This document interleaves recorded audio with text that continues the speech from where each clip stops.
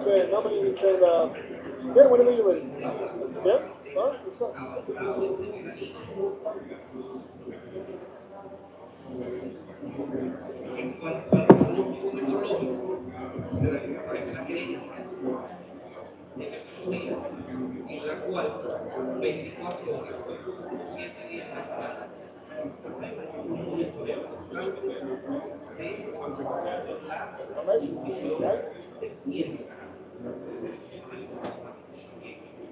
Well, good afternoon. On behalf of the World Green Economy Organization, I would like to welcome you. It's my pleasure to welcome you for this important session co-organized with the Union for the Mediterranean.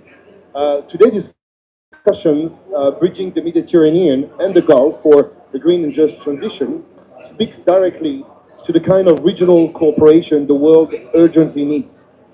The Mediterranean and Gulf regions are climate hotspots, but they are also centers of innovation, advancement, and leadership. By linking Mediterranean cooperation framework with the Gulf's growing economy ambition, we have an unprecedented opportunity to scale solutions, mobilize climate finance, and advance a truly just transition. WGO is committed to fostering partnerships that translate ambition into action across water security, renewable energy, climate mobility, youth empowerment, and resilient economic growth. We are honored to host this platform today and to strengthen our collaboration with the UFM and all partners present. Thank you for joining us. I look forward to a rich and forward-looking discussion that helps move both region and the global community closer to a greener and more resilient future. Thank you.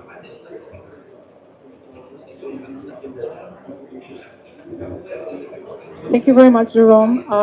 I would take this opportunity also to call on stage my distinguished panelists. Please join me on stage. Andrea, Nella, Iba, Leonardo.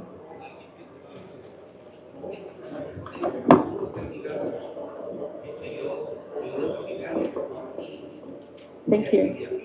Indeed, we are here to discuss the bridging the Mediterranean and Gulf in terms of green transition and just cooperation for the region. For the first year, this year, the UFM has actually hosted a business forum in the Gulf region. We had it in Kuwait a few months ago, and it was an important milestone for us because as we try to move forward and expand the outreach of Euro-Mediterranean cooperation, also encompassing the Gulf states, for us it was a huge milestone with partners with RECRI, international organization also based in Egypt. And I think this signals the focus that the UFM is putting also into the enlargement of influence that the Gulf is presenting to the Euro-Mediterranean region in terms of just greening transition and climate action. As mentioned, we believe that there are synergies between both regions. They're both climate hotspots. The Gulf region can actually help financing the much needed projects for both mitigation and adaptation in our region. And we think that there is also lessons learned and shared stories of success that can be fostered. We are putting much focus, a very strong focus as well on youth engagement, youth entrepreneurship, as we believe that the next generation will help us lead the transition. So this session will actually try to highlight how collaborative pathways for accelerating the green transition in both the Mediterranean and Gulf regions will demonstrate how climate finance opportunities by linking the Gulf investment capacity with the Mediterranean project pipelines and showcase scalable solutions for both renewable energy, water security, climate mobility, adaptation, nature-based solutions, and much more. It will showcase how to promote youth and innovation and inclusive participation strengthens climate action. And last but not least, on the strengthening the cooperation between UFM and the World Green Economy Organization. So without further ado, I'll give the floor to my first panelist, which is sitting next to me today, Milan, Andrea Milan. Thank you very much. Yeah, I'm Dr. Andrea Milan. I work for the Global Center for Climate Mobility. Thank you very much for the invitation for this important event. And I would just like to share with you, so the organization I serve works on a number of regional initiatives across the globe. And so I would just like to share with you 4 lessons learned or 4 points that I think are relevant to the discussion today. The first one is we work on climate mobility, and one of the things that we have realized over time is that that mobility, human mobility, people moving, is actually the most natural way to build bridges. First of all, because there is very often we use the word migration, and one tends to assume that people move from point A to point B, and that's it. In reality, we see that the world is much more mobile than migratory, and there's way more circular mobility, not only of people, but also circulation of ideas, products. So we live in an interconnected world.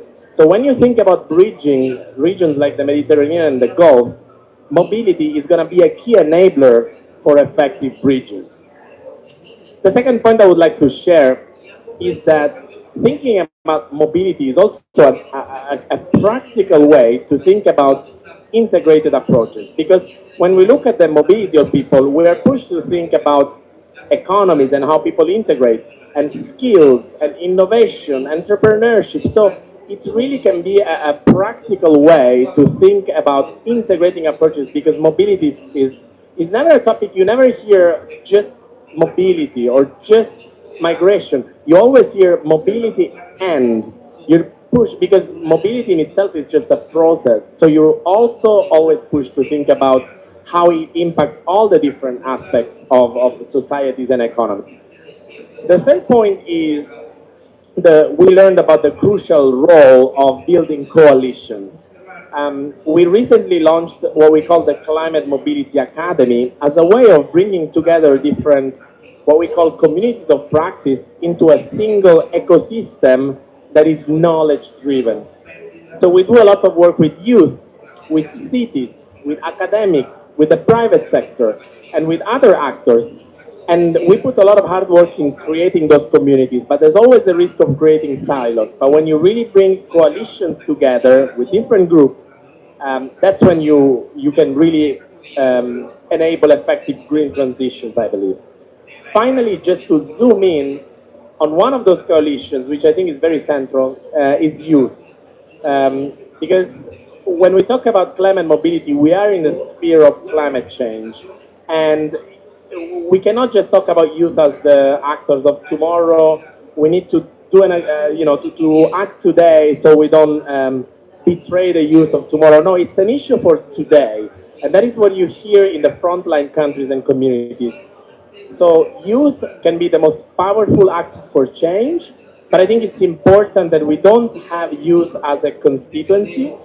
I'm glad to be joined by several panelists that would probably count as youth, but you're here because you're experts. You're here because you know how to mobilize, you know how to deliver, you know how to act. And so we need youth not just to be youth, but to really be experts like everybody else here, pushing for the right agendas. Thank you. Thank you very much, Andrea. No, and I would like to echo what you just said, that the youth is not just for the future, it's about today, acting today already. And indeed, our next panelists, they're here in their capacity of experts in their different fields, but also as youth. So they are both having double hats, and I will ask them about that. So without further ado, I'll give the floor to Nela Cadinhanos Gonzalez.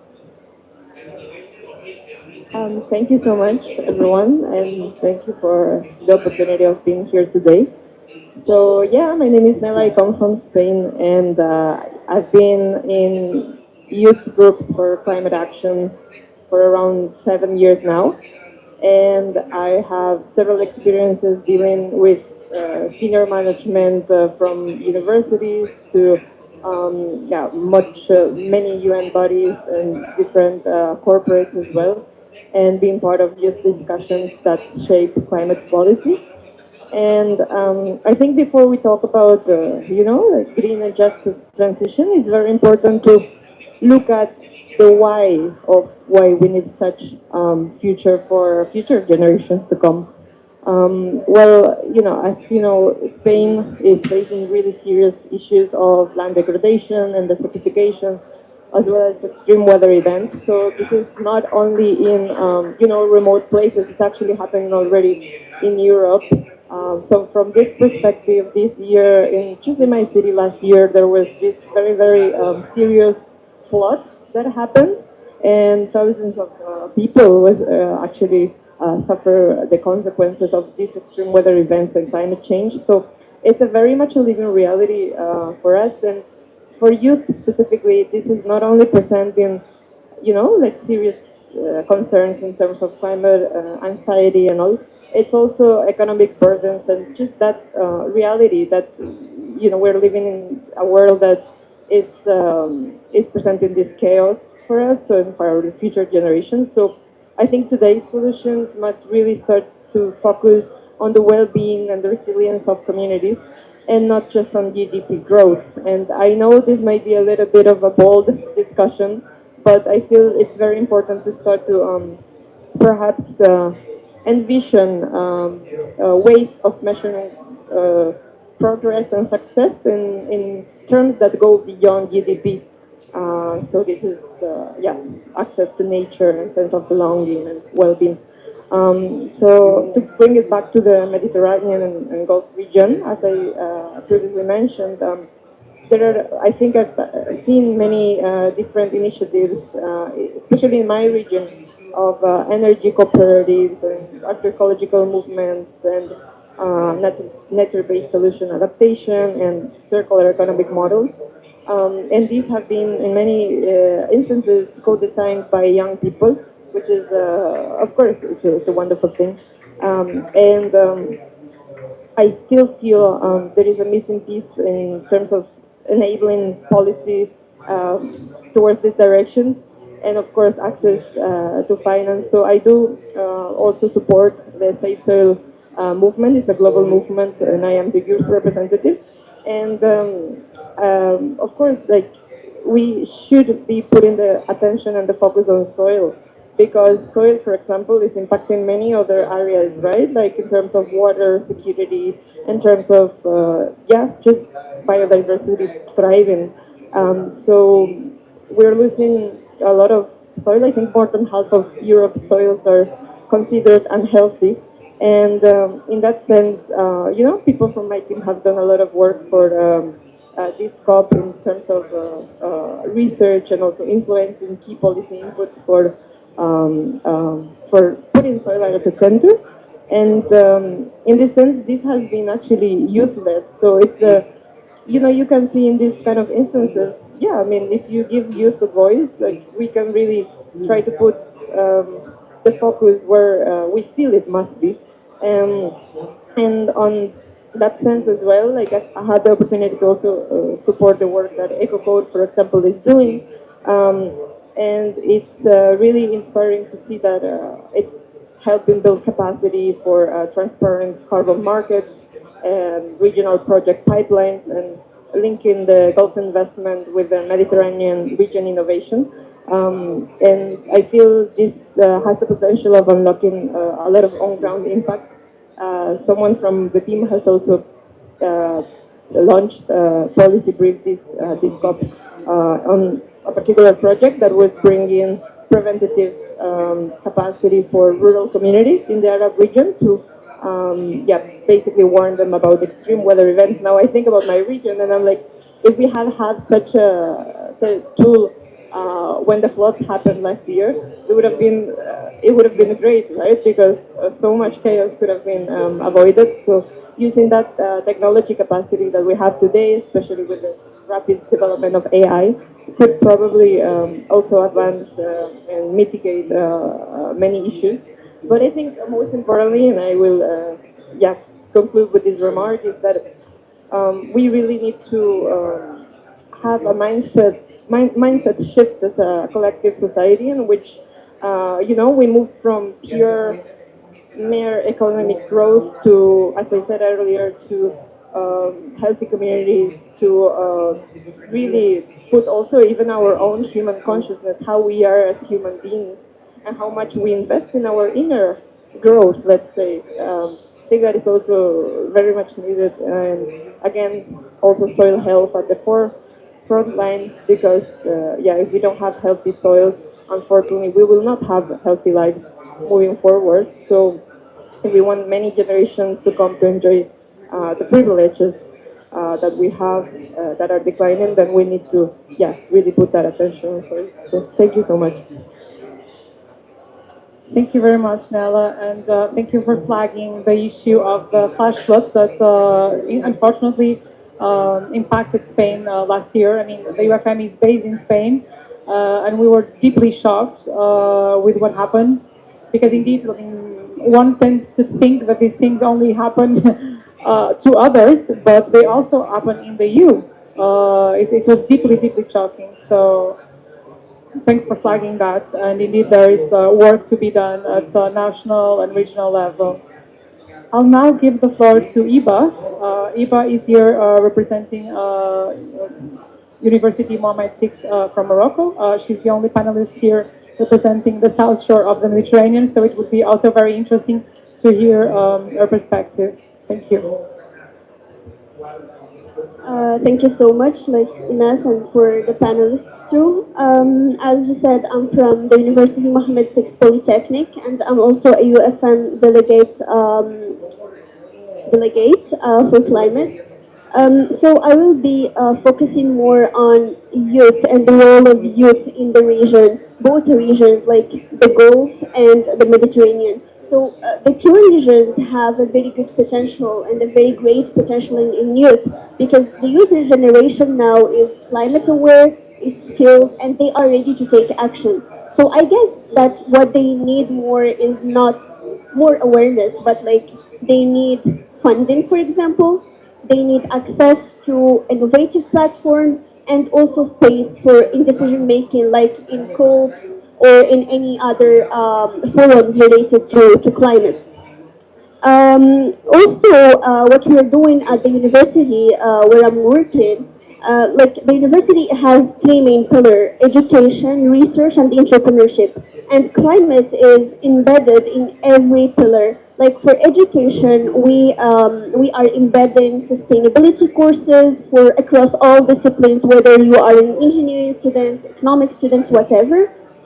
In research, like the university give funding like to PhD students to do research in climate and climate change, sustainability, etc. And for entrepreneurship, like we have a lot of incubators that are promoting or encouraging young people, especially, to have innovative ideas and solutions related to climate change. So I also believe that like both regions can champion a shared youth agenda built on three main pillars.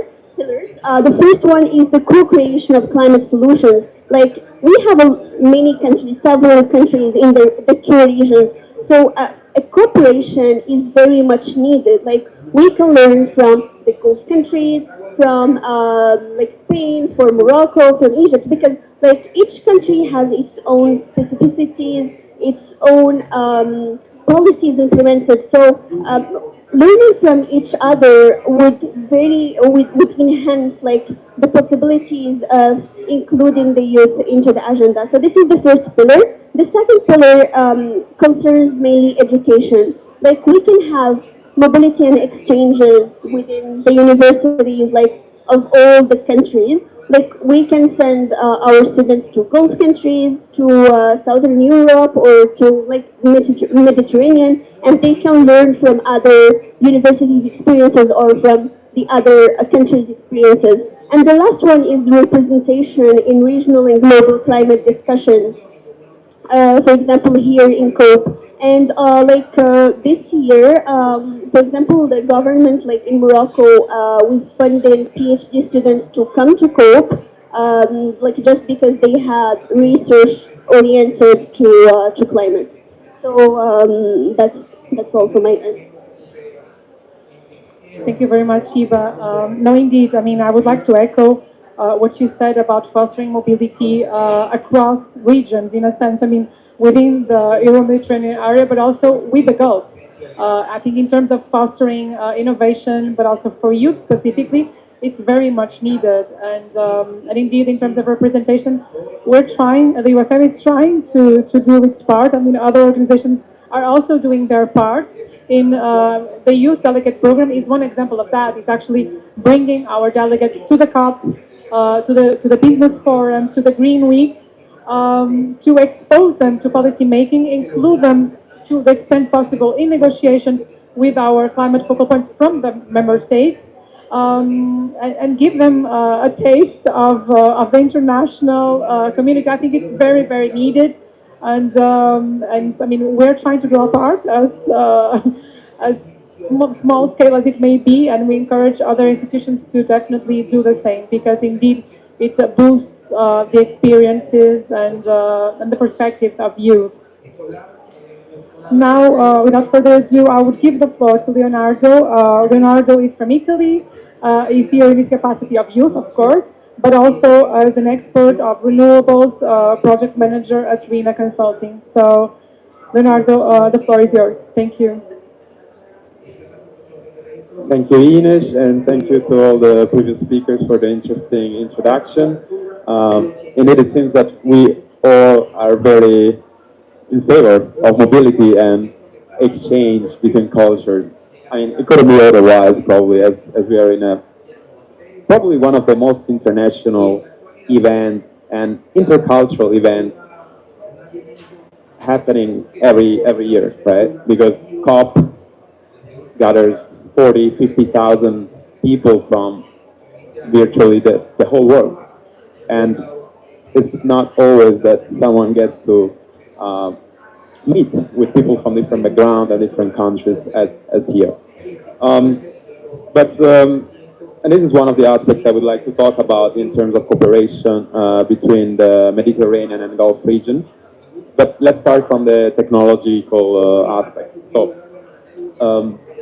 I do think in either, let's say, three main aspects on which the two regions can collaborate.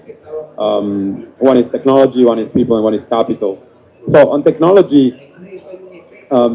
there are, of course, I mean, I work on renewables, so I'm expert on that. But for sure, with the global warming, with the desertification of the Mediterranean environment, including the upper shore, I'm from Italy, we have people from Spain as well, we will see some issues that maybe 50 years ago were not so common. So desertification, including droughts. There is estimates from the IPCC that estimate that up to 20% of reduced rainfall will take place in the northern shore of the Mediterranean in the next future, depending on of course, the climate scenario that we're trying to avoid here, hopefully. And of course, we can learn from more desert states, both in the Gulf as well as in the, let's say, southern Mediterranean. So technologies that in Europe have not been so much implemented or not to a scale that we already see in the Gulf. I'm talking, for instance, of desalinification of water. It's, I mean, in the UAE, in Saudi Arabia, it's quite common. It's not like an advanced technology. In Europe, it's still something that is not so much seen, right? Because probably there was not the need so far, or not to that level. It's very costly, it's very energy intense for sure, but we need to take these kind of technologies. But I would like to also think about older technologies, like people have been living in the deserts for thousands of years, right? And I mean, I'm an engineer, and I'm also fascinated by history and by what happened in the past, because I think sometimes we can learn something from what happened in the past, and without reinventing the wheel, because it's something that sometimes we forget, like some kind of discoveries that even in the past got forgotten and then found out again. But for instance, in the Gulf countries, there are probably many examples of green architecture, sustainable architecture that can be implemented to reduce the heat, the inside heat of the temperature in houses, in homes, no? Wind towers, for instance, and other kind of shading technologies, green materials to be applied. And this is very significant because cooling and heating are two very significant energy demand topics, let's say. I mean, we think of electricity, light, computer, of course, but in the homes, what drives most energy, and usually not electricity or not yet for warming, but it is for cooling. Anyway, it's warming and cooling, right? And if we manage to decrease, for instance, an inside temperature through natural-based solutions, then we already decrease the energy consumption, which is something, of course, really important. Um, I was really astonished to find out that 2,000 years ago in the desert, I think in Iran or somewhere else, they were making ice in the night without any specific technology, you know. It's some principle that now it gets studied and so on, but it's something that, for instance, let's learn from the past. I mean, we're in the Amazon, and oftentimes people say, let's learn from indigenous people, you know, their relationship with the nature. Yeah, of course. In the kind of a Mediterranean region, we can also learn from desert technologies from the past. And this leads us to the second topic through R&D, for instance. So I thought of all the kind of technologies. Well, there is a need for R&D for sure. I mean, we wouldn't be with solar panels if there was not a push for R&D. Hydrogen, well, it's still a bit there, but that desalination. So, I mean, this is something that maybe the other region beside Europe can take from this collaboration, because in Europe, of course, now, thankfully, we are good in integrating our countries. I mean, let's think about it. 70 years ago, there was not the European Union. There was nothing. We just ended a war, right? And we managed to get together the countries, and we invented Erasmus projects, Erasmus exchanges. And we started making kind of consortium renewable R&D projects and so on. Let's try to extend this beyond Europe. I know, of course, it's something already taking place with the Mediterranean, with border countries and so on, but let's push to integrate more, because as we all said, we need people to be bridges between cultures, between regions, not only for technology, but also to avoid wars, for instance, and through exchanges of people.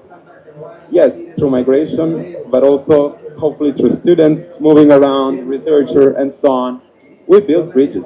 We build bridges. We build exchanges between different cultures, historical culture, and so on. So I advocate for a push to include, well, eventually, as many people as possible, also from other regions. But let's start from our neighbor and push to include in R&D consortium R&D projects and Erasmus projects, and also Erasmus like for entrepreneurs, for workers, all the Middle East, like the Gulf and the North Africa region, because I think it's really valuable.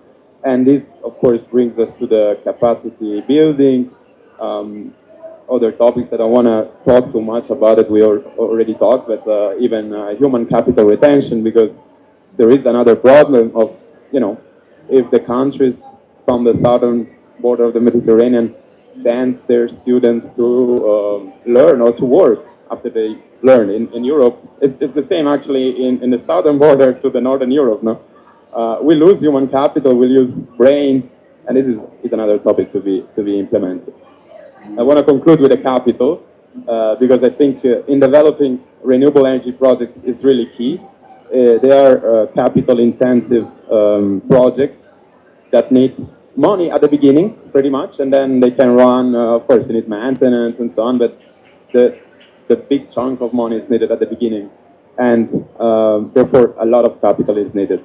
And there, I think that the Gulf countries, through their petrol kind of production at the moment, and hopefully less and less in the future, can invest in other countries in the Mediterranean to support the energy transition. Thank you. Thank you very much, Leonardo. Thank you also for flagging that indeed, I mean, centuries ago, desert technology already allowed for cooling and ice in Persia, for example. So indeed, nature-based solutions can be and should be part of the equation. And that's research and development and technology sometimes should also not only look forward but also look backwards and try to see what can be done with solutions that were invented in the past and not constantly reinventing the wheel, as you said. I will give now, before wrapping up, a quick question to each one of you. So, Andrea, from your perspective, how can mobility and data and foresight be better integrated into national adaptation planning across both regions, so Euro, Mediterranean, and Gulf regions, in a nutshell? Thank you. Thank you. So I think a lot of progress has been made in the integration of data and foresight already in the round of national adaptation plans and national determinate contribution. So a lot has been done. I think the main barrier that remains is that when we look at issues, any sort of interaction between the environment and human beings, we're looking at different data systems, and that creates some barriers because these systems, to use the technical word for it, are not necessarily interoperable. And what I mean is, when a disaster hits, you have the national disaster agencies collecting information on what has happened. But this is a short-term data collection. Then when you want to understand the population distribution, population dynamics, there's a census that happens maybe every 10 years and is completely unrelated. And then when you look at environmental data, maybe instead of the National Statistical Office, it's the Ministry for the Environment that collects that data on different temporal scales, different spatial scales. And then you want to understand climate dynamics, and you have maybe meteorological stations that have a different organization vis-a-vis the administrative structures of the state. So basically, there's all sorts of data on different, especially spatial and temporal scales. So that's the real barrier that we need to work towards lifting, which is just the fact that there's lots of systems that don't necessarily speak to each other, and we need basically different government and other actors to work together. Thank you. Thank you, Andrea. And I am very well aware that you need to run. So we thank you for your intervention, and it's always a pleasure. Thank you. I'll give now a question also to Nella. And I mean, the questions that I will ask the three of you, I mean, are with the both hats. So the youth perspective, but also the technical perspective. So for Nella, I would ask you, based on your experience working with youth and sustainability networks, what is still missing for young innovators to contribute meaningfully to Euro-Mediterranean Gulf climate solutions? Yeah, thank you for the question. I strongly believe when we talk about youth, we're not really including all youth, right? So I feel I am in a privileged position, right? I think most of us in the panel are, and we have had access to knowledge through education, university. So I feel when we're talking about youth, it's really important to make that distinction and see, like, it's even within the sort of language that we're choosing, right? So how accessible are our conversations between the different networks are for maybe uneducated youth, those that maybe haven't had the opportunities that we have had. So I think that is extremely crucial. Like I take it to this regional level that we're speaking about, but even to the wider, multilateral level, like how much of the youth are really represented in these spaces and what are perhaps their needs.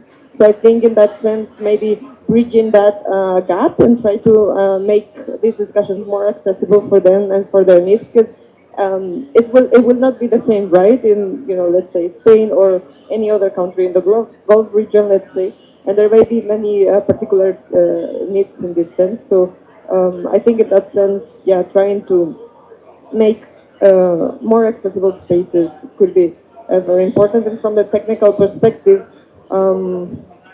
I find still that a lot of the sort of engagement that certain organizations or institutions have with youth are sometimes a little bit performative. And I would love to hear from you if you also feel the same.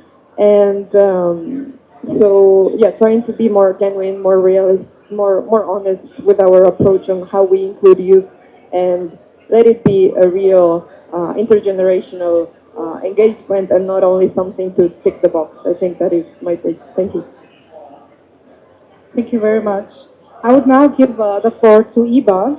And Iba, as well, with the two hats, I will ask you. So, Mohammed VI University, Polytechnic University, is a leading regional hub for applied research. So, from your perspective, how can research serve as a bridge between Mediterranean needs and Gulf investments or technology strengths? Thank you. So, as I mentioned earlier, like the university is mainly includes three pillars. The first one is education, research, and entrepreneurship. So now the university is mainly oriented to Africa, to the African continent. It's not yet like oriented to the Mediterranean and the Gulf region. But like now, research is a very interesting vector in promoting like and encouraging youth to, for example, to work on climate-related research, for example, sustainable agriculture, water, etc. So, and also the university is offering many incubators for researchers from the university and outside, also from Africa too, as I mentioned, because like we are not everywhere. So, and they are encouraging people to have innovative ideas, and they can support them like fully, like with everything, with the infrastructure, the funding, everything they need. And yes, I guess that's all. Thank you very much. Leonardo, now back to you. Just quickly, from your perspective, where can cooperation with Gulf actors accelerate deployment of large-scale renewables or green infrastructure in the region? Thank you, Ines. Yeah, as I mentioned briefly before, I think capital is one of the main issues for the development of renewables, um, and potentially, and I think that from the Gulf, huge amounts of capitals can be somehow devolved to building projects, renewable projects in the whole Mediterranean region. I mean, this is already happening. For instance, we have many companies, developers from UAE, from Saudi Arabia, that are hugely investing in Northern Africa and in, for instance, other regions like Central Asia. Probably less so for now in Europe, but why not? I mean, let's try to attract that capital. Let's try to bridge the gaps in this sense. And and another project problem in renewable kind of framework is that in the northern shore maybe the land availability is a bit less than in the southern or in the Arab states. So huge projects like we see in the Gulf countries are maybe less possible, although probably there is still possibility and some technology transfer can be done in that way as well. But for this reason, probably beside capital, also further kind of energy infrastructure, energy interconnection, also in terms of cabling, can be proposed, promoted, and so on. So, thank you. Thank you. In a nutshell, before wrapping up, I would ask the three of you to summarize your most, a key point that you want to pass to the audience. So, in a brief sentence, what would be your final remarks that you would like to make? I start. I would say its time has come, so let's make it happen. Let's create a conscious planet. I'll be brief too. I would say that youth need more platforms and dialogues where they can speak. Let's make a coalition to support, to push the energy transition through youth involvement, institutionalized youth involvement, and also in exchanges. Thank you. Thank you very much. I thought our conversation was very inspiring, and indeed, bridging the Euro-Mediterranean Gulf region is not only possible, it's needed. And we do believe strongly that the youth perspective, the youth action is extremely needed now, not in the future. So that would be my concluding remark, and I hope that both institutions can foster new partnerships and continue working together to making that happen in the near future. Thank you. Thank you all. I would like to take a family photo before we leave so that we have this moment, recollection.